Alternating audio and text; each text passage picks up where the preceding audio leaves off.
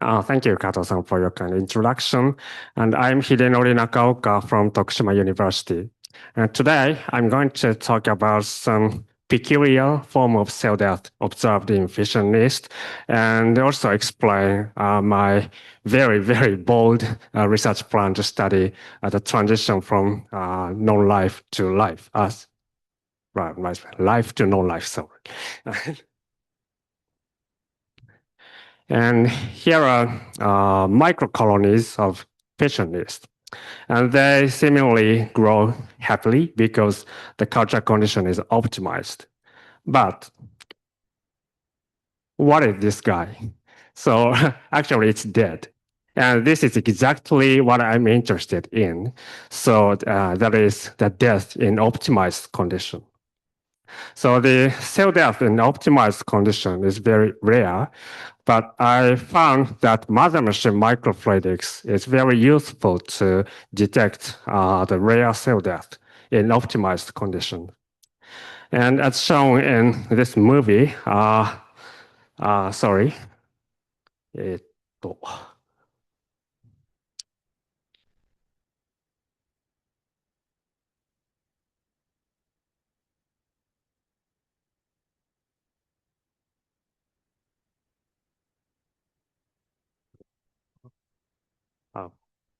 Sorry, so cells sometimes die even in optimized condition. So you immediately notice that cells in the same channel die almost synchronously. So this is my interpretation of the synchronous cell death. So here, the common ancestral cells is located, and they split into two to produce two daughter cells. And one daughter cells, blue one, is surviving, it's okay, but this one produces dying lineage. So somehow, very interestingly, the destiny for the death of this cell is inherited by all of its progeny, and eventually they all die synchronously. So my ultimate research goal is to identify this death trigger, right? So usually cell death is associated with aging.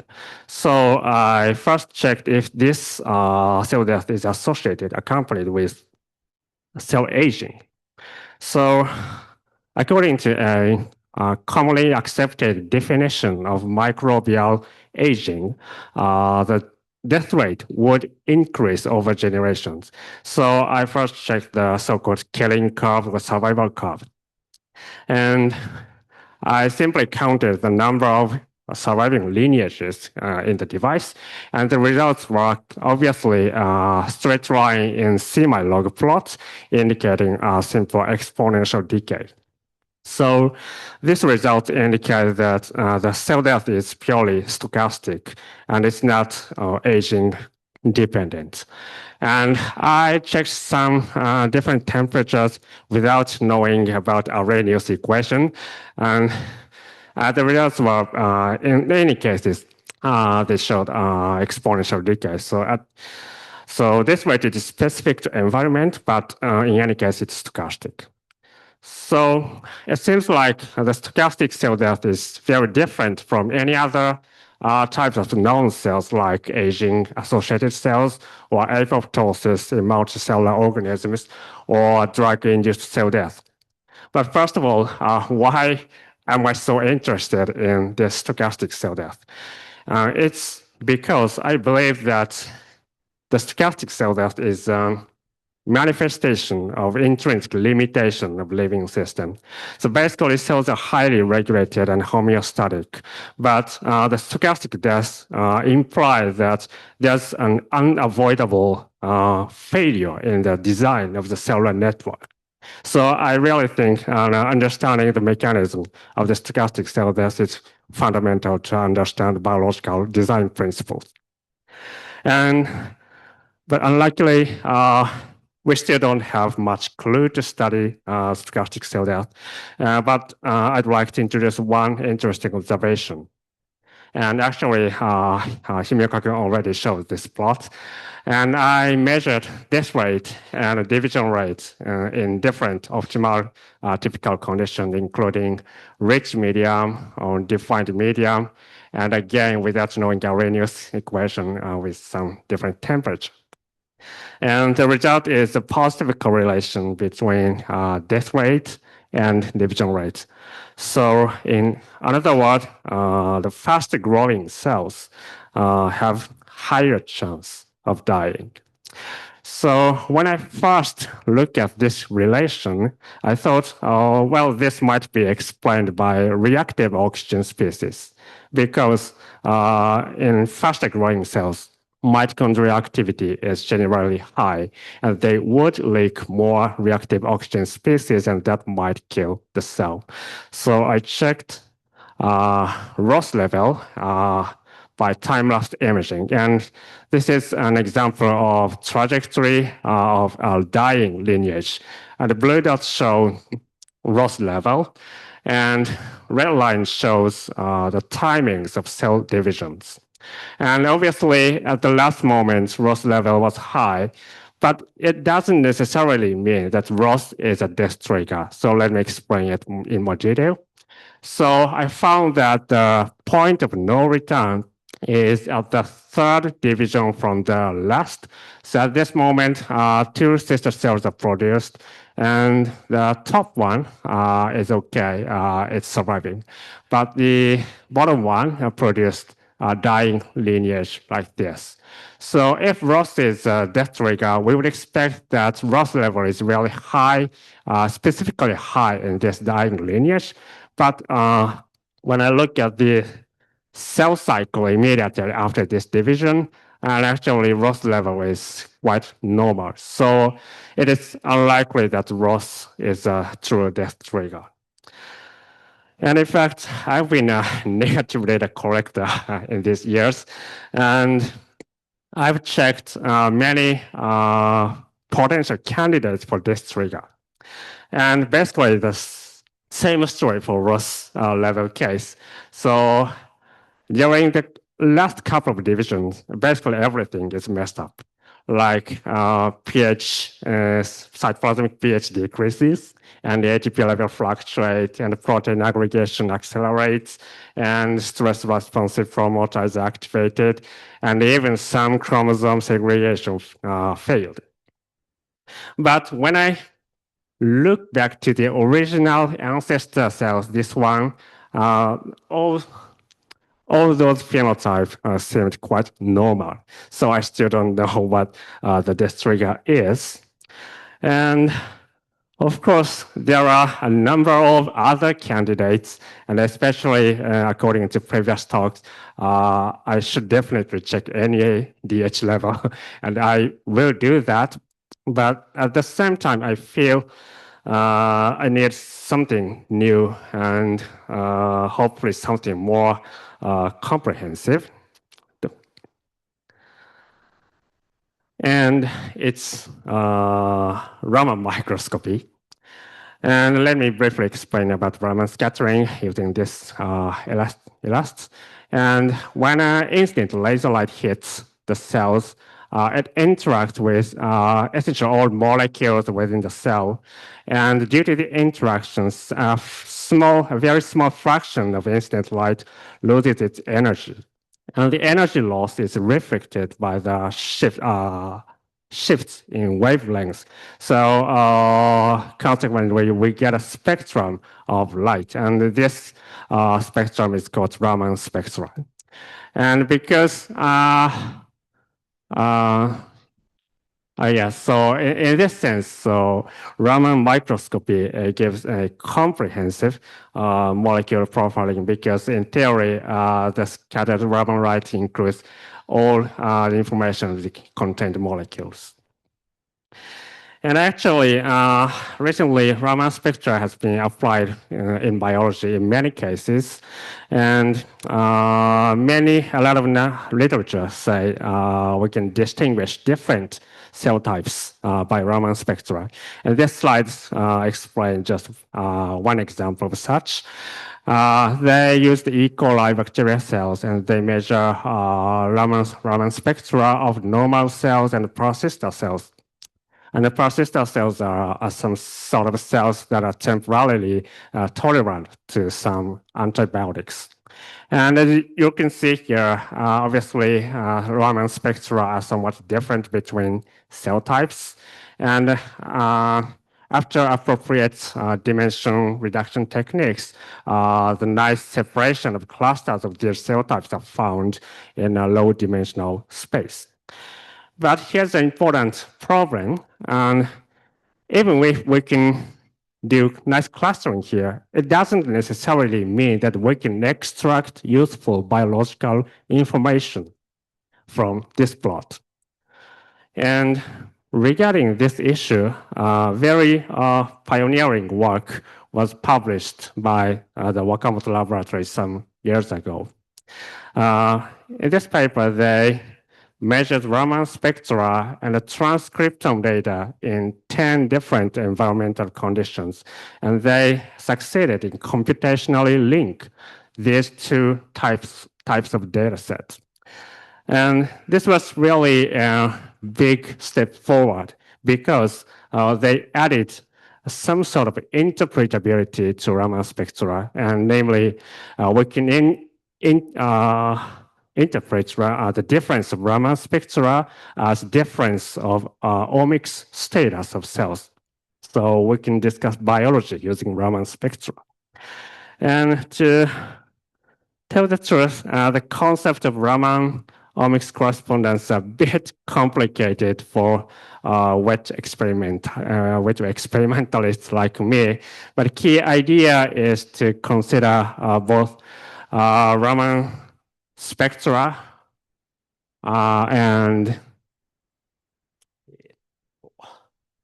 both Raman spectra and omics data like proteome and transcriptome are high-dimensional vectors. And what they basically found a nice conversion matrix B and using a simple linear regression model.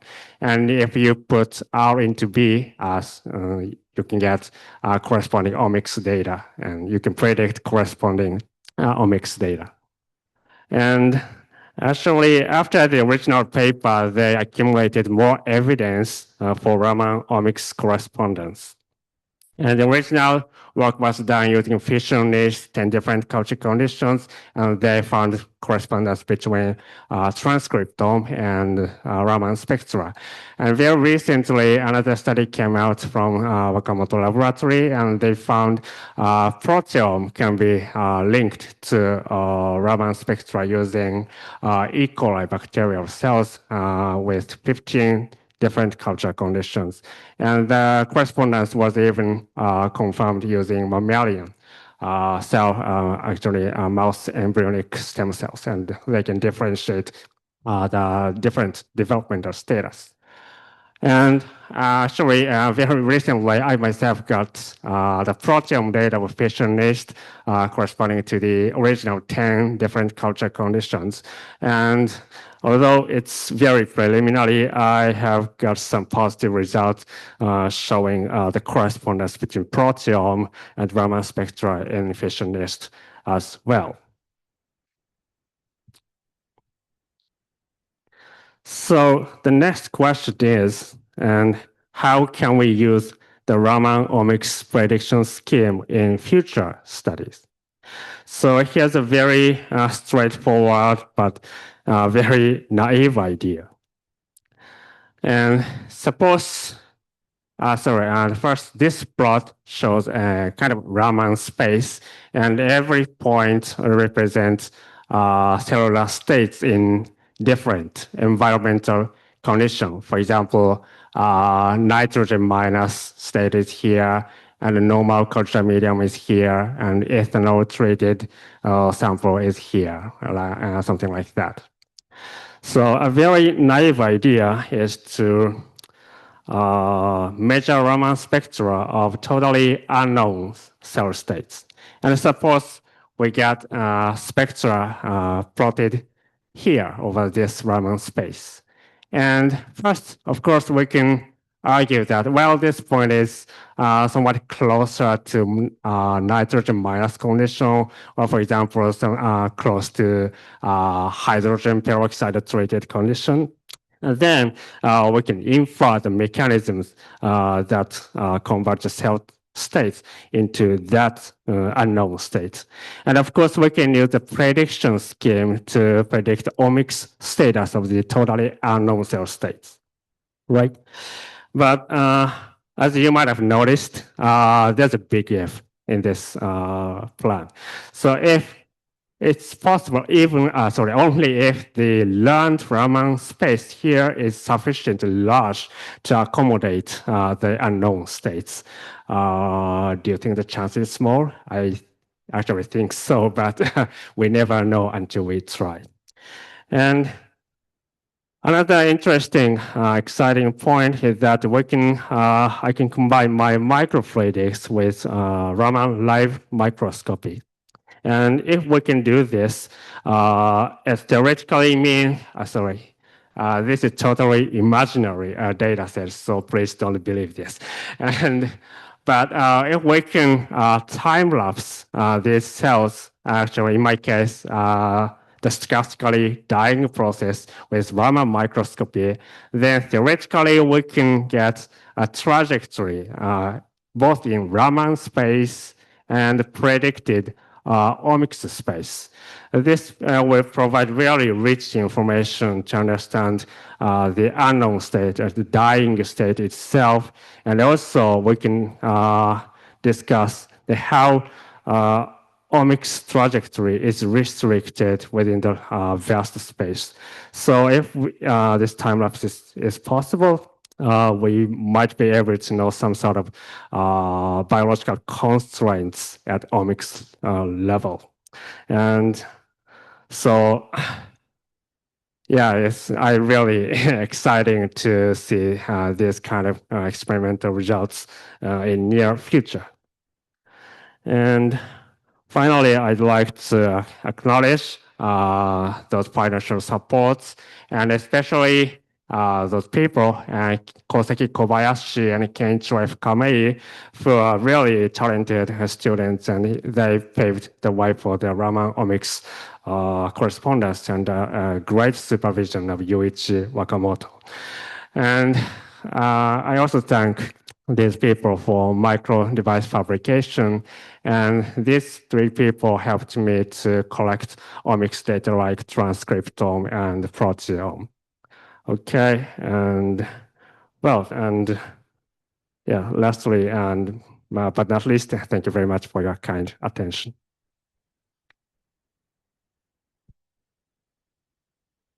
Question? Go ahead. Hi, thanks for the interesting talk. I was really intrigued by the first cell death movie in the mother machine that you had shown. I don't know if you can go back to it, but I saw two things. First of all, the cell becomes bigger, but not only that, it actually deforms the PDMS channel, which means it's rigid enough to do that.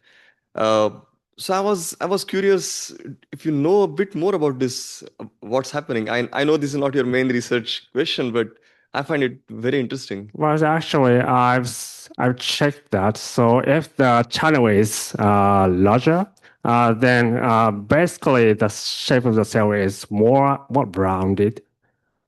Yeah. Yeah.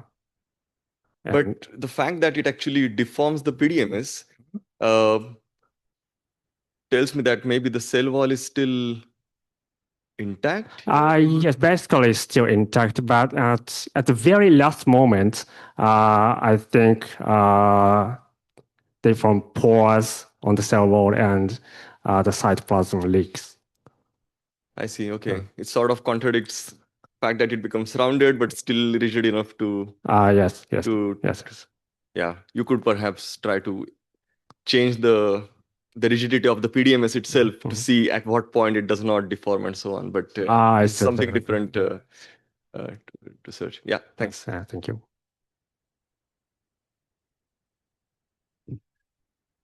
Thanks for a fascinating talk. I was intrigued by the Raman spectroscopy, and I was just wondering if you could elaborate a bit more about the technical details. Like, for example, how long does it take to record such a Raman trace, and how much can you focus it on a single cell, like basically the size of the focus that you have. Yeah. Okay. So depending on the sample, but usually we need seconds, maybe 10 seconds, 5 seconds or so to capture Raman spectra from a single cell. And in our case, the spatial resolution is relatively low in order to cover basically entire cell in bacterial case. And for fissionist case, we focus the center point, just like a size of a nucleus. Okay. So for E. coli, how large is the The focus? whole cell is covered by by the laser focus. But not multiple cells at the same time. Really, it's only for single cell. Okay. Can you make it quick? Yeah. I'm also have a question regarding the Raman spectroscopy. So are you trying to combine the single cell Raman spectroscopy vs single cell proteome or single cell RNA-seq, right? Or are you planning to do just the proteome or metabolites or like RNA-seq? I mean, if you don't compare one by one, then you just going to average all the data, then it's not going to work, right? So most of the results shown in my presentation today is based on population average, but one paper, actually I included it in the table. In one paper, they demonstrated single cell level correspondence between spectra and RNA-seq data. Okay, good. Thanks. Okay, let's thank Nakaoka-san again.